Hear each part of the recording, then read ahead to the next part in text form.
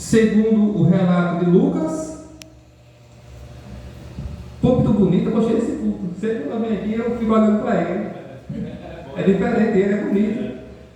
O Evangelho de Jesus, segundo o relato de Lucas, capítulo de número 3, do versículo 1 em diante.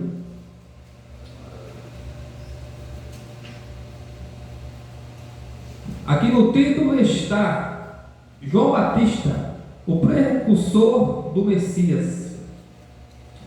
O Evangelho de Jesus, segundo o relato de Lucas, todos encontrados, meus irmãos? Vamos ler. Está escrito assim na poderosa palavra do nosso Deus, no Evangelho de Jesus, segundo o relato de Lucas, capítulo de número 3, versículo do 1 em diante. E no ano 15 do império de Tibério César, sendo Pôncio Pilatos governador da Judéia, Herodes tetrarca da Galileia, e seu irmão Filipe, tetrarca da Itureia e da província de Traconites, e Lisânia, tetrarca de Abilene, sendo Anás e Caifás sumos sacerdotes. Veio no deserto a palavra de Deus a João, filho de Zacarias. Veio no deserto a palavra de Deus a João, filho de Zacarias, e percorreu toda a terra ao redor do Jordão, pregando o batismo de arrependimento para perdão dos pecados. Até aqui, meus queridos e amados irmãos. Eu sei que é chover no molhado falar que Deus escolheu um homem chamado Abraão e disse a esse homem que dele faria uma grande nação. E Deus cumpriu esta promessa. Deus, através de Abraão, gerou uma grande nação. E Deus escolheu na terra um povo para dizer que vocês serão meu povo e eu serei o seu Deus. E Deus deu para aquele povo os estatutos, leis, 613 leis e 10 mandamentos para reger a vida daquele povo. Porém, aquele povo vivia desobedecendo a Deus. E chegou um momento que o povo causou uma tristeza tão grande no coração de Deus, que Deus disse: agora eu não falo mais com a humanidade. Em algumas Bíblias mais antigas, tem uma página em branco entre o Velho e o Novo Testamento. Isso é chamado dentro da teologia de período interbíblico. É o período que Deus ficou sem falar com a humanidade, porque o povo causou uma tristeza tão grande no coração de Deus que Deus disse: não falo mais com esse povo. E diz a história que os seres humanos queriam de toda forma ouvir novamente a voz de Deus. Chegavam a colocar crianças no sol para chamar a atenção de Deus. Faziam de tudo, porém Deus não falava. Porque tamanha foi a tristeza que este povo, o povo que Deus escolheu aqui na terra, para servir de exemplo para todas as nações, tamanha foi a tristeza que este povo causou no coração de Deus, que Deus ficou sem falar durante 400 anos. Até que chega no capítulo 1 do Evangelho segundo o relato de Lucas. Lá nós vamos ver o relato de um casal já idoso, Isabel e Zacarias. E Zacarias foi sorteado para exercer o seu sacerdócio no templo naquele dia.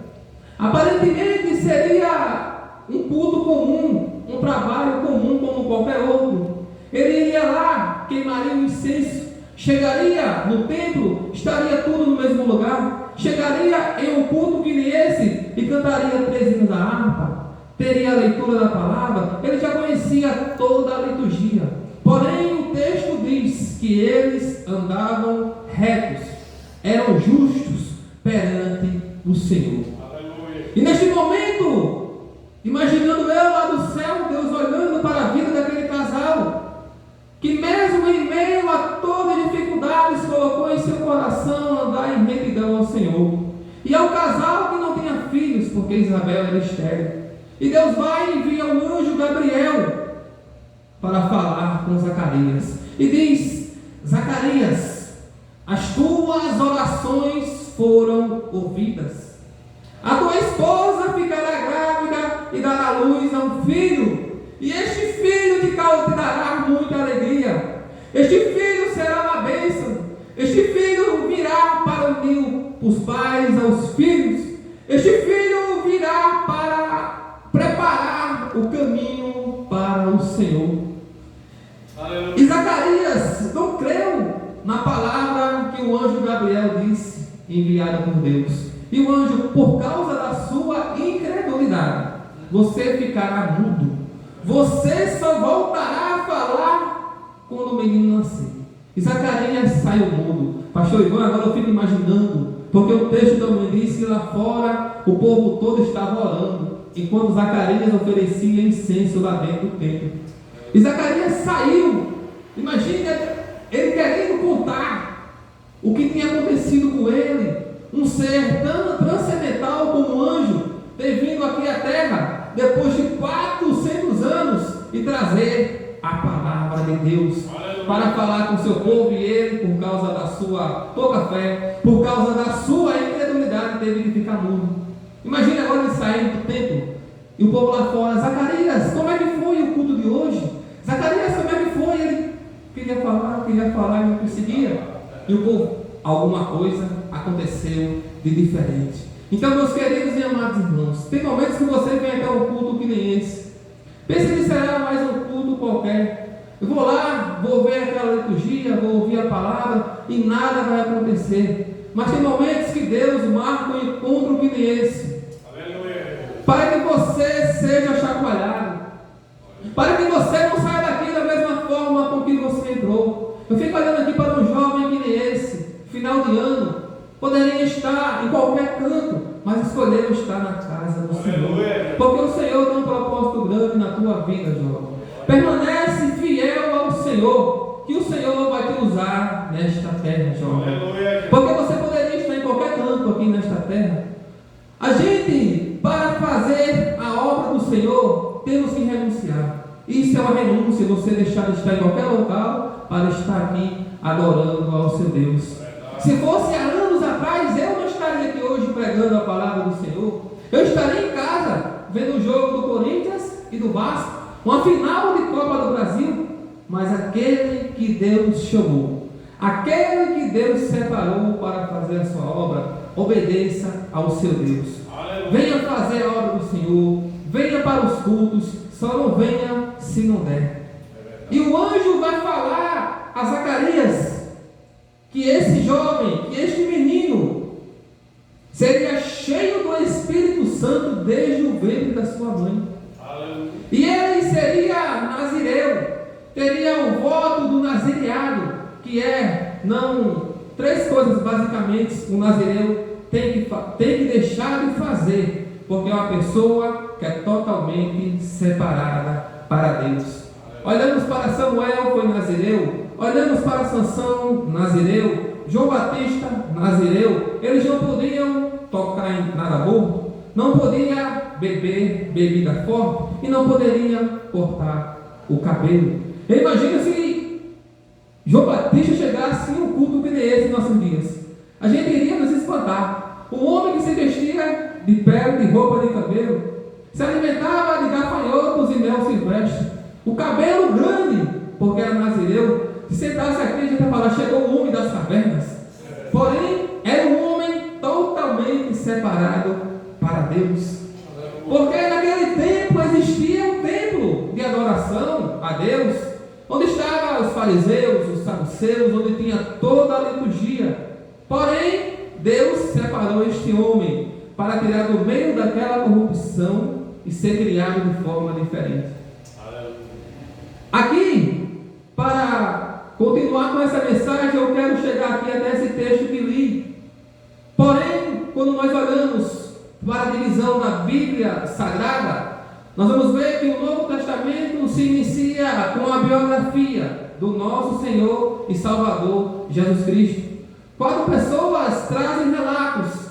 Cada evangelista tem um público específico que ele quer escrever o seu evangelho. O Evangelho segundo Marcos tem como público-alvo os romanos, porque busca apresentar Cristo como servo, porém maior do que César.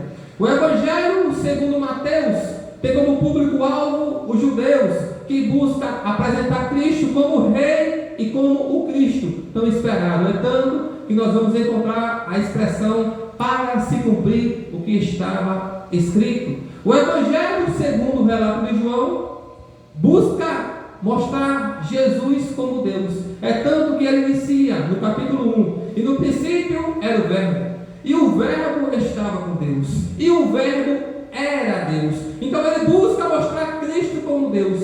E o outro evangelho é o evangelho de Lucas.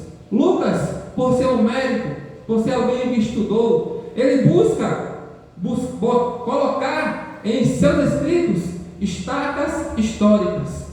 Vejamos que ele começa falando neste versículo que li: e no ano 15 do império de Tibério César, sendo Pôncio Pilatos governador da Judéia, Herodes tetrarca da Galileia, e seu irmão Filipe tetrarca da Itureia e da província de Traconites, e Lisânia tetrarca de Abilene. Vejamos que ele traz autoridades políticas daquela época. Aí ele vem para o versículo 2 e traz autoridades religiosas, sendo Anás e Caifás sumos sacerdotes. Então ele coloca estacas históricas, porque quando alguém olhasse para a Bíblia Sagrada e visse os relatos de Jesus ressuscitando o morto, Jesus curando o cego, Jesus multiplicando pães, ia falar: isto é mentira. Mas se fosse consultar a história mostraria esses homens lá. Então Lucas tem essa metodologia. Ele traz uma historicidade, ele coloca algo histórico, porque mesmo que alguém duvide da escritura dos milagres, a história vai confirmar que a Bíblia é verdadeira. Então Lucas traz este destaque, botando essa historicidade. Se fosse em nossos dias, o que é que ele falaria? No ano de 2025, na data, no dia 21, sendo Luiz Inácio Lula da Silva presidente da República, Fátima Bezerra governadora do estado do Rio Grande do Norte, o prefeito da cidade de Seramirim era Júlio César, estava Vanderlei em um culto pregando na igreja Arca do Refúgio, aonde o pastor era o pastor Ivan, na casa da irmã Nazaré. Ele colocaria estacas históricas para quem duvidasse de algo que aconteceu aqui nesta reunião espiritual, olhasse para a história e confirmasse aquele relato. Então Lucas tem essa característica, ele busca confirmar, coloca como pano de fundo essa historicidade. E vejamos agora que a religião estava corrompida nos tempos que João Batista nasceu. Lucas, por ser muito ético, vejamos que no versículo 2 ele diz: sendo Anás e Caifás, aí vem o plural, sumos sacerdotes. Não podia ter dois sumos sacerdotes. Alguns vão falar que era o sogro e o genro, mas a lei de Moisés só permitia ter um sacerdote. Então Deus foi e separou João Batista desde o ventre. Você não vai viver lá sentado na mesa dele. Você vai ser separado para mim, porque a religião está corrompida. E eu vou te usar para eles. E vejamos que a palavra fala também que e veio no deserto a palavra de Deus a João, filho de Zacarias. E veio no deserto a palavra de Deus a João, filho de Zacarias. A palavra poderia ter vindo onde estavam os magistrados, lá os fariseus, os saduceus, porém a religião estava corrompida. E a palavra de Deus veio a João no deserto. O deserto lá era de forma literal. Nos nossos dias, a gente pode estar passando por um deserto, mas devemos tomar como exemplo esse casal, Isabel e Zacarias, que eram retos perante o Senhor. Está passando pelo deserto, está passando pela prova, continue firme, continue fiel ao Senhor, porque como o irmão aqui leu, a gente tem que estar preparado para toda boa obra. O obreiro, primeiramente, quando eu falo obreiro, também pode ser mulher, é provado, e depois de provado, quando sai aprovado, aí Deus vai usar ele para a obra. Porque na sua casa, como o irmão falou aqui, tem vasos de honra e vasos de desonra. O que é que diferencia um vaso de honra e um vaso de desonra? São os seus frutos, as suas características. O que é que a sua vida reflete? Estou pegando aqui o que cada um falou para trazer para dentro dessa mensagem. A irmã aqui também falou em relação ao perdão. O perdão leva até ao câncer, se a pessoa ficar com aquela amargura dentro dela. E o perdão na vida de um cristão tem que ser um estilo de vida. É tanto que Pedro perguntou: Jesus, quantas vezes eu devo perdoar o meu irmão? 7 vezes? Aí Jesus falou: não. Ou foi 4 vezes? Não, você deve perdoar 7 vezes. Pronto. Ali o que ele quis falar não é para a gente contar. O que ele quis falar é que nós devemos ter o perdão tem que ser um estilo de vida. Porque ninguém consegue pecar essa quantidade de vezes em um dia só com outra pessoa. Ele falou em vocês, não importa a forma que eles vivem, não importa a forma que o mundo prega, mas vocês que são a minha igreja devem ter o perdão como um estilo de vida.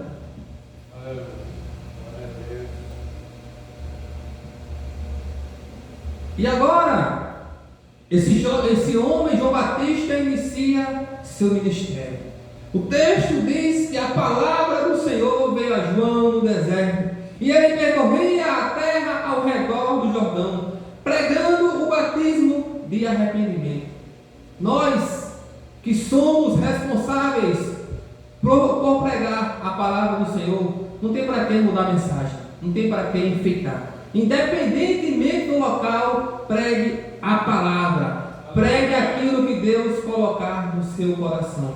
Não deixe o ambiente te padronizar, não deixe o ambiente te moldar, porque quem foi chamado para pregar, para cantar, para fazer a obra, faça segundo a vontade de Deus. E João pregava o arrependimento. Vejamos que agora o culto mudou de local. Antes era no templo onde estavam os fariseus, os saduceus, e agora, mesmo com a mensagem dura, o povo ia ouvir João. Por quê? Porque João era cheio do Espírito Santo. Meus queridos e amados irmãos, para que possamos ser cheios do Espírito Santo, temos que pagar o preço, temos que nos separar de alguma coisa, temos que renunciar, porque para carregar a presença não é fácil. Para ser cheio do Espírito Santo não é fácil. E o povo ia ouvir a mensagem dura. E João está lá no Jordão pregando: arrependei-vos, arrependei-vos, porque é chegado o reino de Deus. E vem chegando alguns fariseus. E ele diz: raça de víboras, quem vos ensinou a fugir da ira de Deus? Vejamos que João não mudava a mensagem conforme a classe social. João não mudava a mensagem conforme a pessoa, sendo quem fosse, ele pregava a palavra. A nossa responsabilidade, seja onde for, é de pregar a palavra. Não devemos mudar a nossa mensagem conforme o ambiente. Se for pregar em uma igreja humilde, eu desço o cajado, eu prego firme, eu prego duro. Mas se for pregar num canto mais elitizado, eu vou mandar a mensagem porque ali tem empresário fulano. Não, não é porque aqui tem empresário ciclano, não. A mensagem que João pregou foi: arrependei-vos. Quando Jesus iniciou o seu ministério, o que foi que ele pregou? Arrependei-vos, porque é chegado o reino de Deus.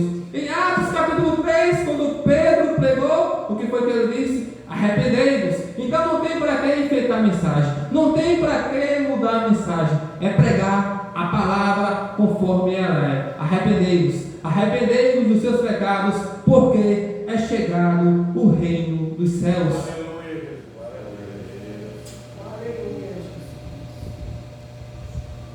E agora João está batizando à beira do Jordão. E vem conversar com ele, e se fossem nossos dias, policiais, e diz: e eu, o que eu devo fazer? Ele fala: se contente com seu salário. E vem falar com ele, publicanos. E eu, o que eu devo fazer, João? Só cobre o que Roma lhe dá direito. E outra pessoa, se você tem 2 túnicas, dê uma a outra pessoa. E João está ali dando vários ensinamentos. Quando ele olha, e lá vem o Cordeiro de Deus. E ele diz: eis aí o Cordeiro de Deus, que tira o pecado do mundo. Eu não sou digno nem de desatar as alpacas da sua sandália. Eu batizo vocês com água para o arrependimento, mas porém Ele batizará vocês com Espírito Santo e com fogo. Com Espírito Santo e com fogo. Com Espírito Santo e com fogo. Glória a Deus. Glória a Deus. Louvado e exaltado Aleluia. seja teu nome, Senhor. O carabaçu, sarabassureá. E quando Jesus chega para ser batizado por João, e João diz: eu é que preciso ser batizado por você, e você vem para que eu te batize? Aí Cristo diz: por enquanto, vamos deixar assim, porque é assim que nos convém. E João batiza Jesus. E Jesus, o que é que acontece após o batismo? É levado, o céu se abre, desce uma pomba, como forma simbólica, corpórea do Espírito Santo, e o céu se abre, e Deus vai e fala: eis aí o meu filho amado, que me dá muita alegria, ou que me comprasse, depende da tradução. E Jesus é levado para o deserto.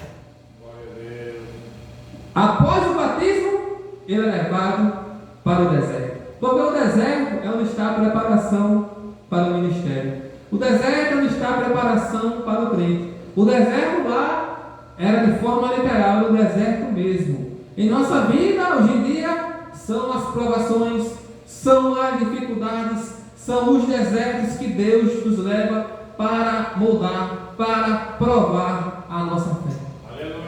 Eu me lembro que eu nunca precisei, vou contar isso aqui para edificação dos irmãos, nunca precisei de pedir